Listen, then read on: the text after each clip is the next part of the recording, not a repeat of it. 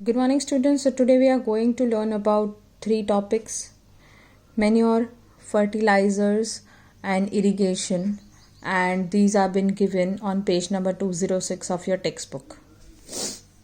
So yes, I have selected today textbook. The reason is that many times when I go in my reference book, students get lost that कहाँ से पढ़ा रहे हैं, कहाँ पे ये टॉपिक दिया है. इसीलिए हम टेक्स्ट बुक और मेरा रेफरेंस बुक इस पर्टिकुलर चैप्टर के लिए साइड बाय साइड रखेंगे. ठीक है. So you can see here manure basically क्या है. तो मैन्योर सिंपल लैंग्वेज में बोलने जाऊं तो it's a natural fertiliser. This manure it contains lot of organic matter और ये बहुत सारा ऑर्गेनिक मैटर सॉइल को सप्लाई करता है. जो मैन्योर है बनता कैसे है. अब ये जो ऑर्गेनिक मैटर की हम बात कर रहे हैं तो ये ऑर्गेनिक मैटर क्या है. ये ऑर्गेनिक मैटर है एनिमल का एक्सक्रीटा जैसे डंग केक, प्लांट का वेस्ट, इनसे बनता है मैन्योर. ये सॉइल को हेल्प करता है न्यूट्रिएंट्स देने में और सॉइल का स्ट्रक्चर भी इम्प्रूव करता है. जैसे हम बोलते हैं ना कि सॉइल का फर्टिलिटी होता है, फिर सॉइल का टेक्सचर होता है, तो वो हर प्लांट के हिसाब से अलग अलग होता है. So manure helps basically. So now moving ahead,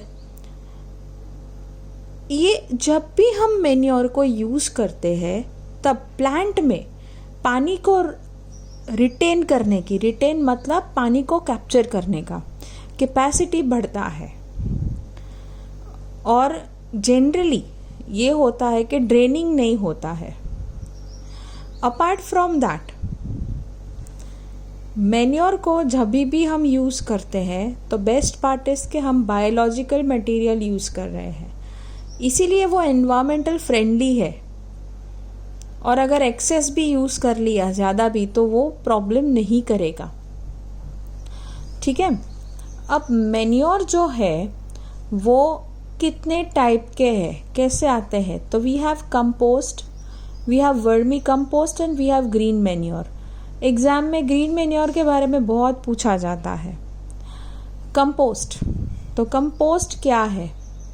so basically farm material जैसे काउडंग मैंने बोला, वेजिटेबल वेस्ट, आपका पील होता है ना, वेजिटेबल पील, वो, फिर एनिमल रिफ्यूज जैसे यूरिन है, देन डोमेस्टिक वेस्ट जो हमारा घर का कचरा होता है वो, देन सीवेज वेस्ट,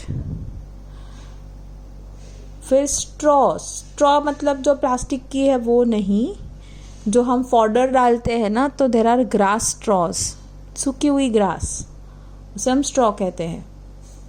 तो वो, और जो वीड्स, अनवांटेड प्लांट्स, इन सब का मिक्सचर करके एक खड्डा खोदा जाता है और उसमें इनको डिकम्पोज करने के लिए रख दिया जाता है. उसे हम कंपोस्टिंग कहते हैं.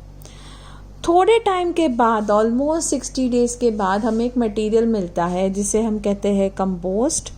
और ये कंपोस्ट बनाने में मतलब ये जितना भी आप मिक्स करोगे तो वो मिक्स करके प्रॉपरली ब्रेक डाउन करने में हेल्प करता है. वो जो 60 डेज तक हम वो खड्डे में रखते हैं ना मटेरियल, तो उसमें थोड़े अर्थवर्म भी होते हैं.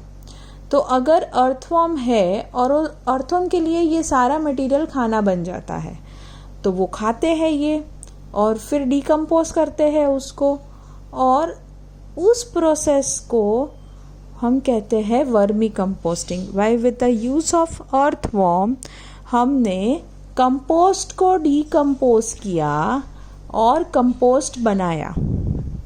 ठीक है.